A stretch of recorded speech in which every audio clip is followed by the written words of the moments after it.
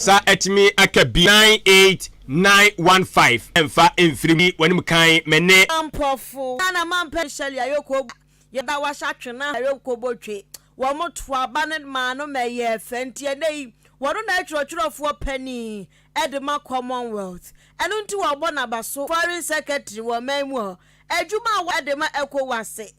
oyobamu ewo emontinsu oba enagbadwam kasa dwempa ene ni tirimu a edo enya wanwa idafo mu a botufo wono ni odi kane ena chesheli ayoko botwe do eto ne spa yensom we mesia ni na etimi ama a Ghanaian woman and will try to navigate you to succeed as honesty and of the Almighty. Nearly 8 years is also held, and several other ladies. I'm entitled to coming back here, I knew we would meet something like this, and I'm very happy that all of us to do a very good. Any hour day more on Edia, Shelley, Ayoko Botry. Na ejina bia pani kwhwe nyasem ene ni ntini ekro na se no na no na wose enyefe sanse ka no de nani ado mu fada akra de manan opanyin no wonya panyin watimi anya bi ne no enka obebo ntimu mpose posel kwakufa akra pie baaye na omohye nkwanim de na du no na wosom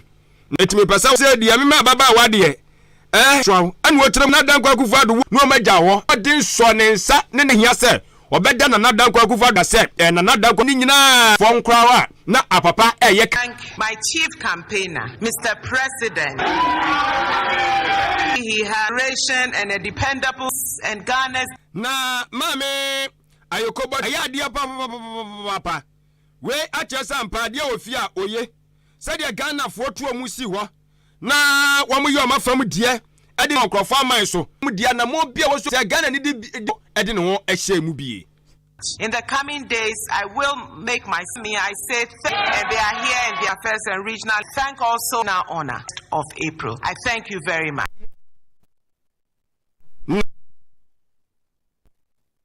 Today, to Minister for Foreign Affairs, you know, say Obotwe. Anya Adam Ebusunya ho asem akona we fam me voice say bema o say o hosi da bi anota skwa ncha me ware no bi dia na ase hapade oh my god bill na busu nkrata dia be hu dia ekone dia eba LGBT evangelical anti-samfambra na wonyintum na meye na national president mawu cheche munso na be enipa be ahanje chemu no adiokuno 90 tafribom school trumu tum na meye mbra na ntimi aboye ho banko. We want to treat with the government and parliament that they actually, and therefore we urge the president of the country, Ghana, to sign the bill into law. Any Autia Presbyterian Church Nam Kumiwanyo na asem Dr. Lieutenant na prada kwotre yani Gideon ohuade ayan fe Gideon ebeye ye. There is spiritual weakness future. What you saw at the General Assembly, Dr. Lieutenant, who are Safukro name to go pre and punt up wama about Tronos. And this any out here, ye got a Nura Ghana. Abram and the Fupa. I didn't tell true. Na fimpino ne adwete se nyambo ochena sam ekopi na onafo bi wasa wa we na aba ne nyese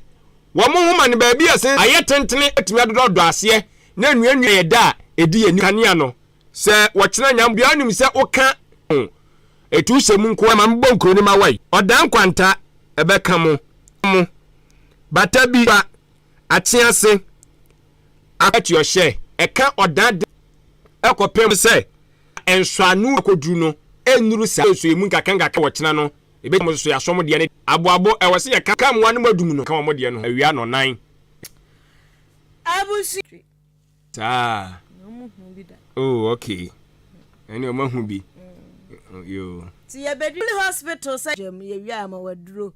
Yesuo ye behu nsuo to na se wan fa nkọ hospital ni ateta wo se wiase ya eni kwanse wodi bi na hini for hospital na nti clinic ma emesene se that day yenya Jubilee Pharmacy nso omutonru omompamaduro nti yade bi so asifo omo 575799 7846 komo biem no bi ante final year student diploma CIB so say na exams no pass ya wonam score so tum say ta wo mo ne kwa Kim State o kwa Kim State said wa go ke media atobibi na dia Kim State University College we bi abeda no human resource management BSc compute WWN komo na o twetwe na wa so e dia akọ obo asene ya 0559577787 abusuafo nkakan akra ba bedru says afen ye de e ba ba yehye so de di kan ye no pick forms no first ye grand finale no memenda da do djumade no enso ayehye so no ya hwe na nation so say ye nti ada na de ni pompon so no wo mo so awura mu ebi integrated school e wa chema boabo na afe asma koma akoko no san ya ebedwa atoto ne ho so kono one power ye kedua ebi mo so de o metwase ni wo ho djumade ni de tie di agoro ni bi firi aboabo ebi firi odan ebi firi bata bi anu se oye dwato ai ti oye firi bo bia ne busumi mu a ye bebo dawuro na ma o sa abudu watoto ba wo so kan o se dwumadie yi presenters for Ahenkan FM to me pa chaw enchiremu biara wo pe bia no 87695 yankwa yanim ewo ensamfufro amanyosem a ye MPP asem anu asom anu afu ko kwa apade ye MPP eyezu ebi endis makoma fuota friend chinyo ane se oduma piamanyoku nti omo ko be ya simpanifo akukuda ma wendis amanti afe nso Isa Muhammad san onimonyafo ena afei eye pakukuda mi NDC amanyo ere na ba ye ampip na ya mtiene no adoma witare she wa na yiri ayo tena ho se mo guso se mo kikaba we anya posa o ma tia homa ni se ada ya oda na ye kwa ni ba 20 o mo ko almost 20 e wo da state almost o mo ha ni se almost ba cho manya se NDC amanyokuo no constituency ampapa ye ka kwafo no mo free eye MPP amanyokuo oda NDC amanyokuo ne ntwetwe nkoma mboko yindi da yonu ya wa achemo da promonsa ho afria na mincha dano ada eye anum zungufo mo omanpanyi dada dondamani ma na dana brichia ebro edura ay Alexander Dom NDC dia ma wo mu t-shirt obi anim no ofri ye so ya o si ye ne no marketing say NDC dia e ba be ye aduma ene you ni aba woni nine na kurum ha e ba krase omo prudu omo yeto fo we nye MPP fo at press release announce omo fo enti mi pese Ghana Jan DCD ano because they say policies are end urban e be boa say yenya no na say campaign ye de oma to mumu ye de oma obi bia ba omo ba ya omo na eyo omo fe ko eye NDC na wanya before chire mu ma ya te ase say mumujum hudi ha impuntunuma and kate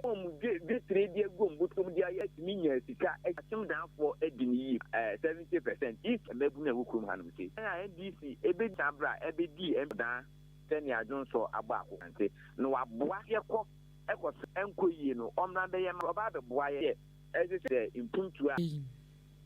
menso me damase ya minhwa yi na edu so na wakoto aba ma omempanyi dada John Damani Mahama oda eyeza emefa mia nesi ya wa yi mu ya wa na mia nya ode eshi gigin confirm say lipa ma akoma aduonu no eti e wase yansaka monka wano wani e wuse fomafo ha mu de na nko okay so what ya issue susu ka se kwa so mo bro ama come how am be fiam be se me hunu me evidence adidijafo ni bi ana